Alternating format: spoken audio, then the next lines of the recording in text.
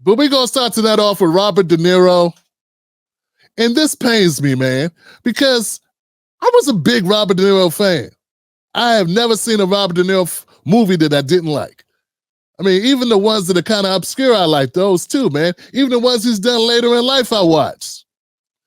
I thought he was hilarious in Meet the Fockers. Yeah, I thought that was good. The Family, you know, damn it, man. All the gangster joints he did. He just did the one, not The Departed, one he did where he's Jimmy Hoffa's guy. That one. Yeah, you know what I'm talking about. Someone knows what I'm talking about. Raging Bull, of course, Raging Bull. Classic, man. Like I said, man, I'm ashamed of what I see now. I'm utterly ashamed, man. Like, I'm beside myself, man. Robert De Niro been caping for, I overlooked him. He's been doing this for a while, be honest. He's been doing this since 2016. Yeah, I don't know what it is with him and Trump, man. He just got a thing about Trump. You know, it's like crazy. He is, you know, you hear the term Trump derangement syndrome. I mean, God, this guy, he about to catch a case. Robert De Niro trying to catch a case for going after Donald Trump. And like I said, he started this in 2016 when he was out here caping for Hillary Clinton. I was like, oh, man, come on, D. Come on, Bobby. Come on, Bobby. But anyway, and it's only gotten worse as time went on. It's only gotten worse. He's just become more a shadow of his former self, turned into this cranky, belligerent, curmudgeon, old bastard just running around, spouting off ludicrous claims and just gaslighting the masses. All for Joe Biden. He was in New York at the hush money trial, and he's outside just talking. Forget about it. That's over. That's done. If he gets in, I can tell you right now, he will never leave. He will never leave. You know that. He will never leave. What does that mean? Is that the country we want to live in? Do we want him running this country and saying, I'm not leaving, I'm dictator for life?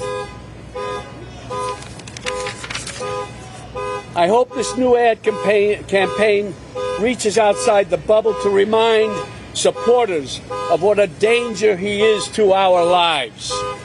This is not a threat. This is a reality.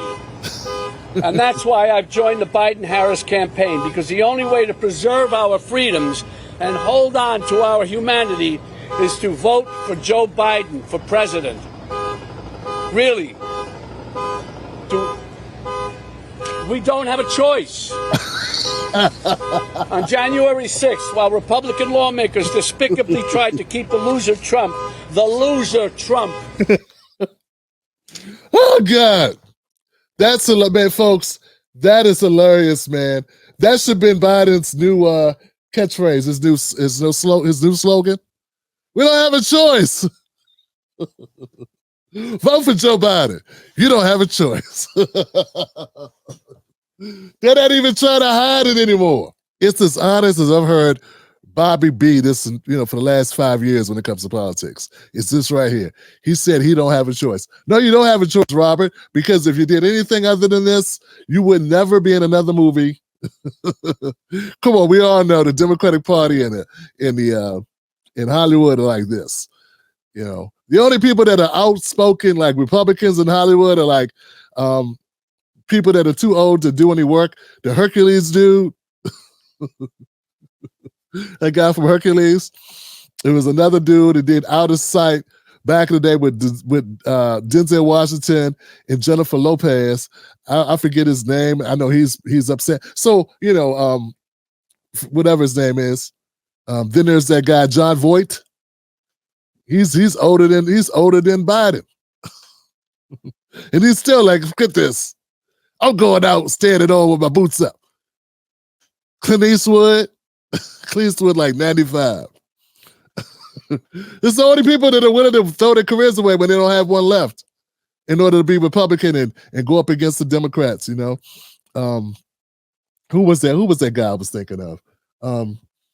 It's another Republican, right? It's another one. I forget his name. Isaiah Washington. Yeah, he's. I know he was just angry. Isaiah was just angry, man. You know, he was so pissed off after what the Democrats did to him with the PC stuff. Said he, called the guy gay. Like, that's a slur. Gay's not a slur. I thought it was an orientation. But they came for him, man. Well, Timmy didn't say it like that. No, he didn't. He said it like a slur. Allegedly. He still denies it happened. Then Isaiah got so pissed off that he went Trump. He never came back, man. Last time I saw him, he was on Twitter fighting with somebody. God, man. So I don't know what it is, man. Politics rots your brain. You know, it does. So anyway, De Niro, man, at first he was really talking big smack. Like a couple months ago, he was talking real big smack. And now it's gotten all the way down to what else can you do? What choice do we have? Because he started catching heat because people started pushing back on his old ass. And so I say, hey, De Niro, Biden's that good. And why you keep threatening to punch the ex-president in the mouth? Why you keep choosing violence, Bobby? As if you're not almost 80 years old your damn self. Y'all didn't having kids with kids. And now you're threatening to punch a president. And it's just crazy, man. And see, that's the thing. See, this is what infuriates me about the Democrats, man, is if it was a Democrat supporter, not just a Democrat supporter, let me put it, if there was a Republican who was doing the same thing, they would be threatening that he was trying to overthrow the government.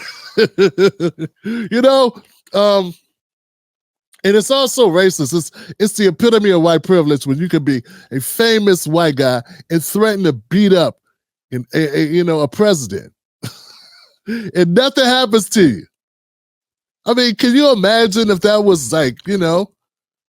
Isaiah Washington that threatened to punch Joe Biden? They'd come get his ass. I'm giving Isaiah all this promotion. I guess it's just my way to squash our beef. We got into an argument a couple months ago in a Twitter space. He was mad as hell. Like, God damn, boy, you need to go get a massage. You need to relax. But nah, man, just De Niro's just the epitome of pampered, old, rich Hollywood money, with his Tribeca films and just losing his mind. And I got another clip, man. Just bear with me. It's more Robert De Niro. And this one, the crowd lets his ass have it, though.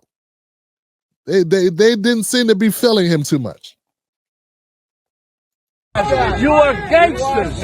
You are gangsters. You're washed up. Fuck you. Fuck Niro. You're a little punk. You're a softy. You're a nobody. Your movie sucks. You're trash. You're trash. You're done. You're done after this guy, guys. You're done.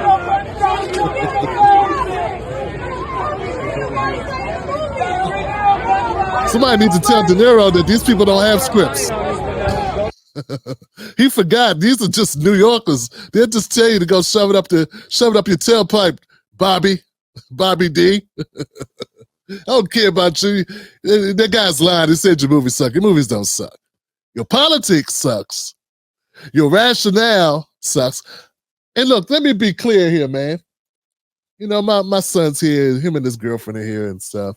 And I'm be clear, man. I want everybody to know, especially my family. Know this. I'm not a Trump supporter, man. Look, I have no grudge against Robert De Niro being a Democrat supporter. What I have a grudge is him being so loud about it.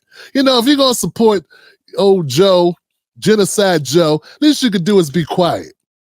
This guy's going in front of people, talking about the sky's falling. Yeah, we know, Joe, it's been falling. It's already failed. Where have you been? Oh, that's right, rich for the last 50 years. Not living in the rest of the real world with the rest of us. There's been a lot of Americans living on the streets, right? Live Americans. We got Joe Biden, and we're gonna get more to this, man. But the biggest hypocritical thing is that these people try to sell us on how great Joe is. So I'm like, once again, I have no problem who you choose to vote for. None whatsoever. I know you got hard choices. Neither one, 70% of Americans wish somebody else was running. Okay? So that's first of all. I only come at De Niro with this because he's so vocal and gaslighting and in people's face. Where's the equivalent star? Not congressperson like Maxine Waters. No, because that's what Republicans point out. But where's the equivalent, like I said, star that's coming at Biden this way? I don't see it. So it reeks of desperation. It's begging. It's gaslighting on a whole new level. We need a new term for it, is what I'm saying. So it's not about, oh, Tim Black, he's caping for Trump. Nah, man. Why can't he just shut up? You know, why can't De Niro just shut up? Him and D.L. Hughley just shut up. All the people that are paid, that have deals with the DNC, just, well, they're paid, Tim. You just said it. Come on, Tim. It's paper involved. But now I want you to know it's not, I don't care. Vote. I prefer now, if you ask me, I'd say you need to vote for Dr. Cornel West. There it is. Yeah. I was talking to the wifey about it today. And if not that, you got to go Jill Stein. I voted for Jill Stein in 2016. Okay? You know what I'm saying? It's Claudia De La Cruz. I'm shouting them out, man. I'm shouting out my people out here that aren't on that bullshit. But, hey, I heard some popular content creators saying, they don't want to say it because they got a big Trump audience. They won't say vote for Trump. They'll be like, but Trump is the chaos candidate. We want to just mess up the system. Yeah. That's what they call him, chaos candidate. So they all got their talking points. So unless they are conservative, unless they're outwardly conservative, like they own the label, that's their buzzword to say, hey, if you vote for Trump, you're voting to shake up the system. Even though Trump is very much, a pampered, rich. I mean, he's a billionaire and has been that way for quite some time, right? How he's the revolutionary, right? They got this guy being a revolutionary. He's a Democrat until he started running for office. He's been a Democrat for 30 years. Talking about Trump now. And now they're saying he's a revolutionary just because Democrats don't like him. Meanwhile, they support ending the war in Gaza. And they know Trump supports it. So somehow they made it okay for babies to be bombed, but see, here's the thing. But he's a chaos agent.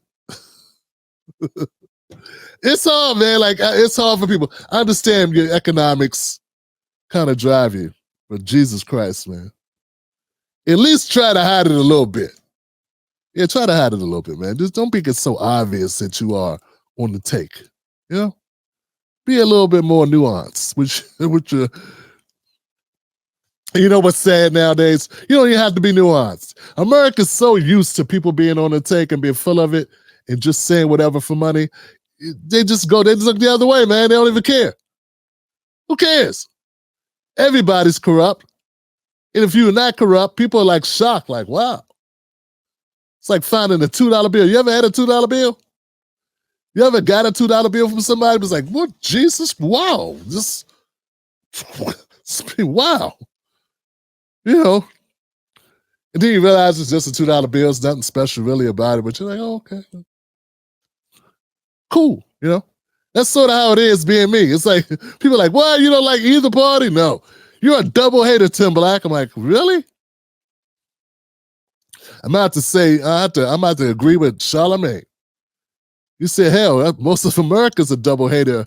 If I'm a double hater, just because I don't like Biden or Trump.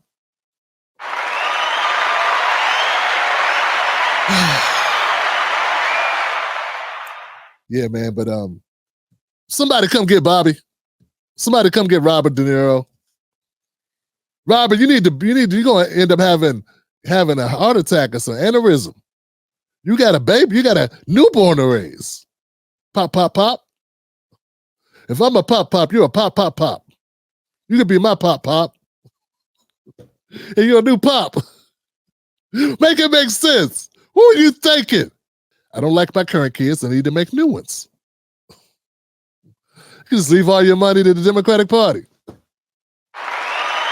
All right.